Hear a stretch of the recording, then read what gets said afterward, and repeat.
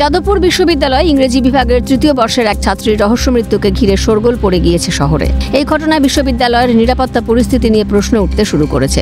এই ইস্যুতে ইতিমধ্যে সরব হয়েছে রাজ্যের শাসক দলের ছাত্র সংগঠন তৃণমূল ছাত্র পরিষদ।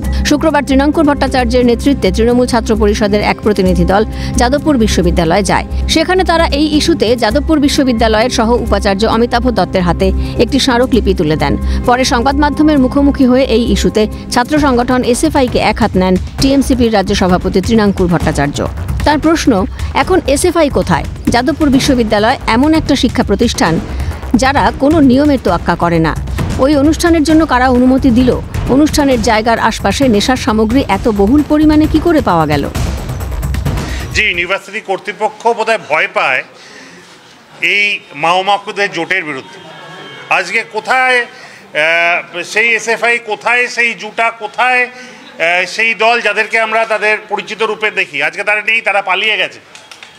আজকে যাদবপুর ইউনিভার্সিটি এমন একটি মাত্র ইউনিভার্সিটি যা শিক্ষা প্রতিষ্ঠান যারা নিয়মের ধার ধারতে চায় না। যাদবপুর ইউনিভার্সিটিতে কিন্তু সেভাবে ইউনিয়ন রুম বন্ধ হয় না। তারা আজকেও যখন চায় তারা তখন ইউনিয়ন রুম খুলতে পারে, তখন বন্ধ করতে পারে, তাদের বলার কেউ নেই। আজকে কর্তৃপক্ষ বলছেন যে রাত অবধি অনুষ্ঠানের পারমিশন ছিল না। তবে কারা পারমিশন দিল? কাদের বলবতে এই প্রোগ্রামটা তারা করতে পারলো? কারা ওই সবার আশপাশে যেখানে প্রোগ্রাম হচ্ছে বিভিন্ন নেশাদ্রব্য এত বহুল পরিমাণে পাওয়া গেল? ঘটনার প্রতিবাদে শুক্রবার সন্ধ্যে যাদবপুরের এডবি বাসস্ট্যান্ড থেকে যাদবপুর থানা পর্যন্ত মিছিল করা হয় তৃণমূল ছাত্র পরিষদের তরফে। তৃণাঙ্কুর ভট্টাচার্যের হুঁশিয়ারি, বিশ্ববিদ্যালয় কর্তৃপক্ষকে আমরা নির্দিষ্ট সময়সীমা দিয়ে এসেছি। এর মধ্যে সমস্যার সমাধান না হলে আমরা বৃহত্তর আন্দোলনে নামব। আগে এক স্বপ্নের দ্বীপ ঝরে গেছিল, আবার এক মায়ের কোল খালি হলো। আমরা কোনোভাবেই এটা বরদাস্ত করব না।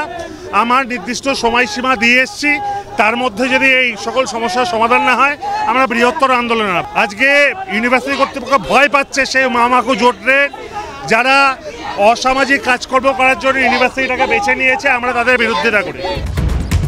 একই সুর তৃণমূল নেতা শঙ্কর পালের গলায়। ঘটনার নিরপেক্ষ তদন্তর দাবি করে তার হুঙ্কার, বাংলার মতো যাদবপুর বিশ্ববিদ্যালয় থেকেও বামপন্থীদের শূন্য করতে হবে। অবশ্যই নিরপেক্ষ তদন্তর দাবি করছি এবং যারা দোষী তাদের অবিলম্বে গ্রেপ্তার করতে হবে। আর এই যে যাদবপুর ইউনিভার্সিটিতে এই যে মৌরুষি পাঠটা বামপন্থীদের বাংলা থেকে তো শূন্য হয়েছে, এই যাদবপুর বিশ্ববিদ্যালয় থেকেও ওদেরকে শূন্য ইমিডিয়েট করতে হবে।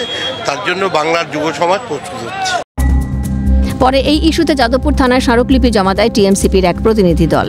এর আগে বৃহস্পতিবার রাতের এই মর্মান্তিক ঘটনা নিয়ে নিজের এক্স হ্যান্ডেলে পোস্ট করেছেন তৃণমূল ছাত্র পরিষদের রাজ্য সভাপতি তৃণাঙ্কুর ভট্টাচার্য।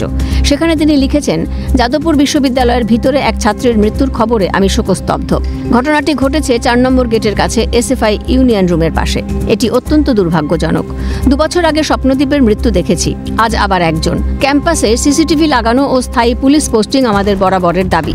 এগুলো স্বাভাবিক মৃত্যু নয়। যারা সিসিটিভি লাগানো ও পুলিশ পোস্টিংয়ের বিরুদ্ধে তারা এর দায়ভার এড়াতে পারেন না। তবে শুধু টিএমসিপি নয়, যাদবপুরের ঘটনার প্রতিবাদে সরব হয়েছে শাসক দলের একাধিক নেতা। সমাজ মাধ্যমে তৃণমূল কংগ্রেসের মুখপাত্র অরূপ চক্রবর্তী লিখেছেন, যাদবপুরে বেশি রাতে এক ছাত্রীর জলে ডুবে মৃত্যুর খবর।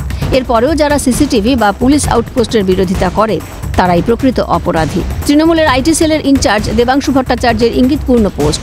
আবার যাদবপুর বিশ্ববিদ্যালয়ে পড়ুয়ার রহস্য মৃত্যুকে ঘিরে ছাত্র রাজনীতির পারদ যেভাবে চড়ছে, তার জল আগামী দিনে কোন দিকে গড়ায় সেদিকেই নজর রাজ্যবাসীর। ক্যামেরায় জ্যাকি সিং ও শুভময় দাসের সঙ্গে সায়ন্তন ভট্টাচার্য, সৌভিক গিরি ও রেশমি দাসের রিপোর্ট, ক্যালকাটা নিউজ।